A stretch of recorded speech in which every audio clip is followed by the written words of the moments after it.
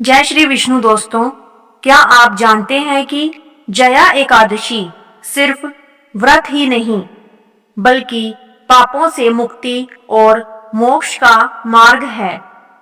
यह एकादशी की एक ऐसी अद्भुत कथा है जो देवताओं से लेकर यक्षों तक के जीवन को बदल देती है।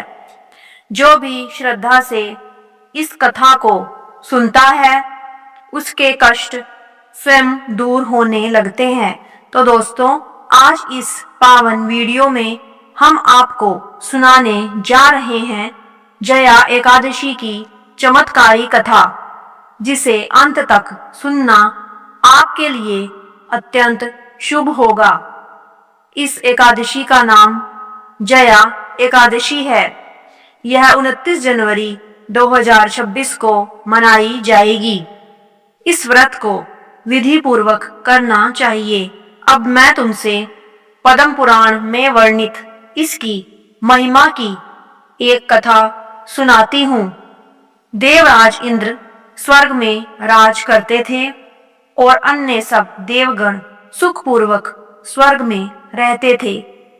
एक समय इंद्र अपनी इच्छानुसार नंदन वन में अप्सराओं के साथ विहार कर रहे थे और गंधर्व गान कर रहे थे।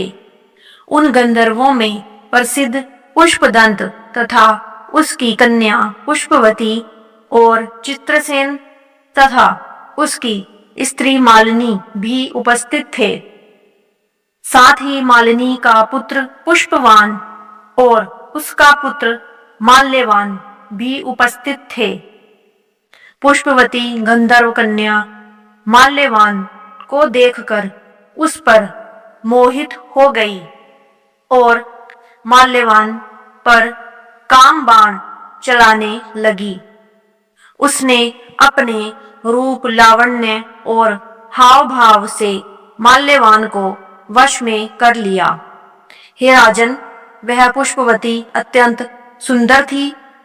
अब वे इंद्र को प्रसन्न करने के लिए गान करने लगे, परंतु परस्पर मोहित हो जाने के कारण उनका चित्त भ्रमित हो गया था। इनके ठीक प्रकार ना गाने तथा स्वर ताल ठीक नहीं होने से इंद्र इनके प्रेम को समझ गए और उन्होंने इसे अपना अपमान समझकर उनको शाप दे दिया। इंद्र ने कहा, हे मूर्खों, तुमने मेरी आज्ञा का उल्लंघन किया है, इसलिए तुम्हारा धिक्कार है। अब तुम दोनों स्त्री पुरुष के रूप में मृत्यु लोक में जाकर पिशाच रूप धारण करो और अपने कर्म का फल भोगो। इंद्र का ऐसा शाप सुनकर वे अत्यंत दुखी हुए और हिमालय पर्वत पर दुखपूर्वक अपना जीवन व्यतीत करने लगे। उन्हें गंध, रस तथा स्पर्श आदि का कुछ भी ज्ञान नहीं था। वहां उनको महान दुख मिल रहे थे। उन्हें एक क्षण के लिए भी निद्रा नहीं आती थी। उस जगह अत्यंत शीत था, इससे उनके रोंगटे खड़े रहते और मारे शीत के दांत बजते रहते। एक दिन पिशाच ने अपनी स्त्री से कहा कि पिछले जन्म में हमने ऐसे कौन से पाप किए थे जिससे हमको यह दुखदाई पिशाच योनि प्राप्त हुई। इस पिशाच योनि से तो नरक के दुख सहना ही उत्तम है। अतः हमें अब किसी प्रकार का पाप नहीं करना चाहिए। इस प्रकार विचार करते हुए वे अपने दिन व्यतीत कर रहे थे। दैव योग से तभी माघ मास में शुक्ल पक्ष की जया नामक एकादशी आई। उस दिन उन्होंने कुछ भी भोजन नहीं किया और ना कोई पाप कर्म ही किया, केवल फल फूल खाकर ही दिन व्यतीत किया और सायंकाल के समय महान दुख से पीपल के वृक्ष के नीचे बैठ गए। उस समय सूर्य भगवान अस्त हो रहे थे।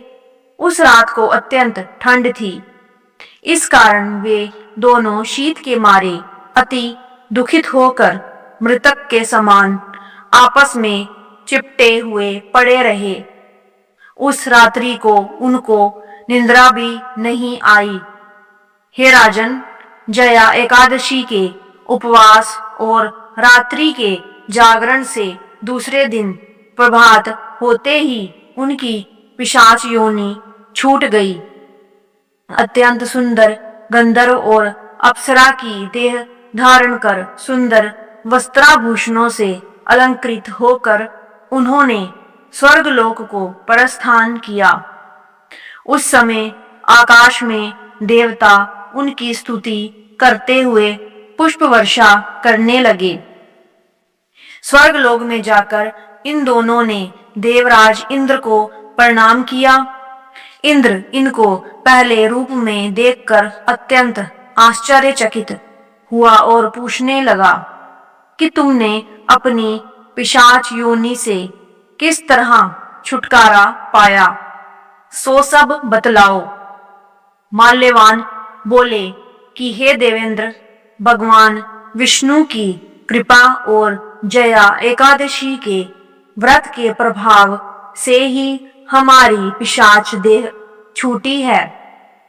तब इंद्र बोले कि हे माल्यवान, भगवान की कृपा और एकादशी का व्रत करने से न केवल तुम्हारी पिशाच योनि छूट गई, वरन हम लोगों के भी वंदनीय हो गए, क्योंकि विष्णु और शिव के भक्त हम लोगों के वंदनीय हैं। अतः आप धन्य हैं। अब आप पुष्पवती के साथ जाकर विहार करो। श्री कृष्ण कहने लगे कि हे राजा युधिष्ठिर, इस जया एकादशी के व्रत से बुरी योनि छूट जाती है। जिस मनुष्य ने इस एकादशी का व्रत किया है, उसने मानो सब यज्ञ, जप, दान आदि कर लिए। जो मनुष्य जया एकादशी का व्रत करते हैं, वे अवश्य ही 1000 वर्ष तक स्वर्ग में वास करते हैं।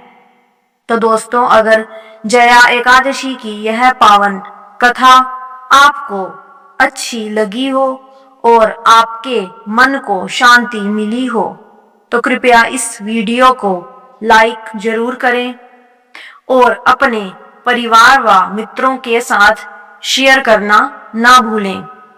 ऐसी ही पावन कथाएं, व्रत विधि और चमत्कारी प्रसंग देखने के लिए हमारे चैनल को सब्सक्राइब जरूर करें और बेल आइकन दबाएं, ताकि कोई भी वीडियो आपसे छूटे नहीं।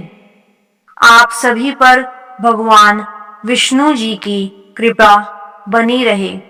जय श्री विष्णु, जय श्री हरि।